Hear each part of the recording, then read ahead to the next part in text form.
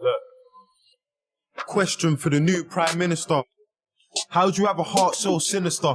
How are we so wasteful when people are dying in Somalia, Afghanistan, Egypt, Libya? The irony is we have no business in Syria, but kids are getting killed for all the business in Syria. And then they try and tell you that it's ISIS. In their attempts at killing it, how many civilians died? So what's the difference between us and them? When you got drones killing kids just touching 10, then when a bomb goes off, every politician's lost like that last strike, it didn't kill 100 men. You ain't the same as them. But all that fuel for the fire is what you gave to them and what you take from them.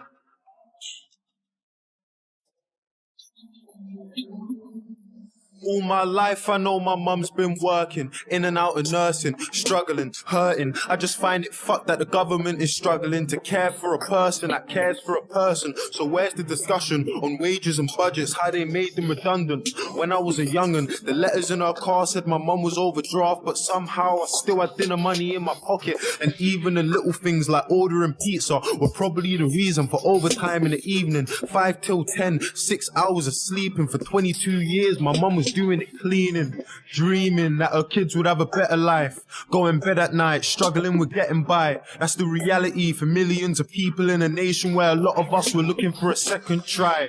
A question for the new Prime Minister, and please tell me if I'm being narrow-minded, but how do we spend so much money on defence and weapons to wage war when the NHS is dying, bursting at the seams? And what about the people that voted for us to leave for the money that it would see?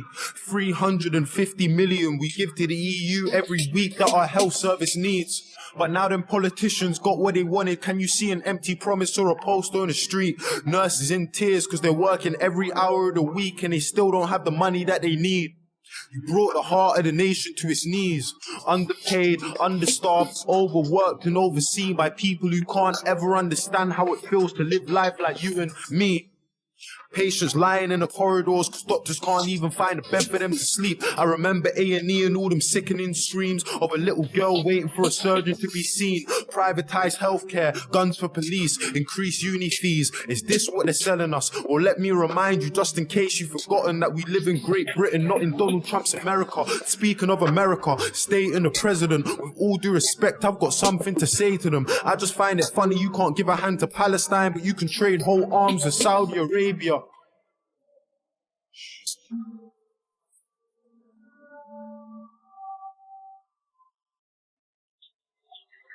Look, I got a question for the new Prime Minister. At Grenfell Tower, your response was ridiculous. You hid like a coward behind your 5 million, dodged responsibility and acted like you're innocent. And I can see you're terrified. You're not good at telling lies. I'm getting why you stay away from everything that's televised. You look like a robot and you don't speak with any life. It feels to me like any guy in press could have said them lines. Imagine going to the council for the safety of your block and you got kids but they're ignoring you at every time. Everyone who knew about that cladding should really be going to prison under rule of joint enterprise. But if it ain't a little kid with a knife, I bet that judge is going easy when he's giving him time. They don't deserve to be free. Any builder MP that knew about the conditions but did it to save cheese. When I listened to the things that the residents had seen, I was so shocked I couldn't even speak.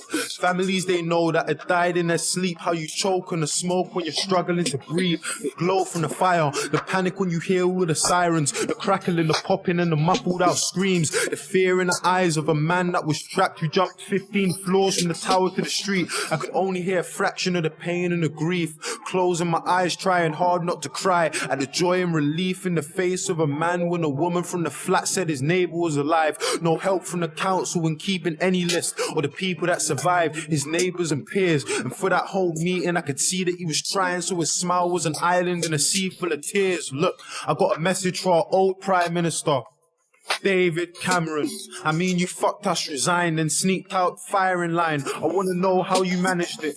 And are you bathing in the sun while them papers have a run at the woman that you left here to handle it? You gonna teach your little lad to be the man that's got a plan, and then the moment that it fails to abandon it?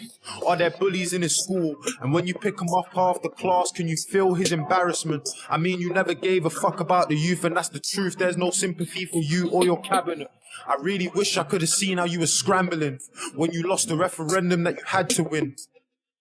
I feel like politicians are all addicts in a big fat game, but it's lives that you gamble with. I've got a question for the leader of the Labour Party, Jeremy Corbyn. Where do you want to take the country to? Honestly, I want to put my trust in you, but you can understand why if I got trust issues. Do you really have the faith of your party? Do you really have faith in the party that will come with you? And how do you plan on keeping all the promises, man? If I'm being honest, sir, I'm struggling to get with it. I just ain't getting it. Everybody's great until you get them into office, and then guys start forgetting things. Prove to us you're different. Don't promise me anything. Go and get justice for Sean Charles and Edison. And if you haven't had the thought to vote yet or protest because you don't really see the progress, I hope you know that what they're saying is affecting us. The small steps are way better than no steps.